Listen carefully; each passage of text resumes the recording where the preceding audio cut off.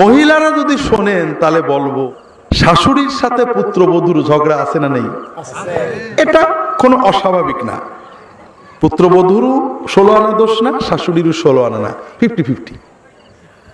কিন্তু কোন পুত্রবধূ যদি তার মনের ব্যথা স্বামীকে বলে স্বামীকে তার পিতামাতার হক নষ্ট করতে উদ্বুদ্ধ করে, স্ত্রীর কারণে স্বামী পিতামাতার সাথে খারাপ ব্যবহার করে অথবা ভাই বোনের হক নষ্ট করে, তাহলে ওই স্বামীর আয়ু কমবে, রিজিক কমবে, কোনো কৌশলে ঠেকাতে পারবে না।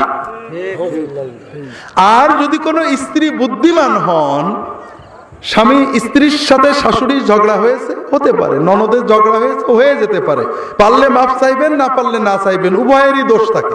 তবে স্বামীকে এই কষ্টের কথা কখনো বলবেন না, বরং আপনার সাথে স্বামীর আয়ু বাড়ানোর জন্য, স্বামীর রিজিক বাড়ানোর জন্য আপনি অবশ্যই স্বামীকে বলবেন যে তোমার আব্বা আম্মার সাথে ভালো আচরণ করো, তাদের হক দাও, ভাই বোনের হকটা অন্তত দাও, ক্ষতি করো না।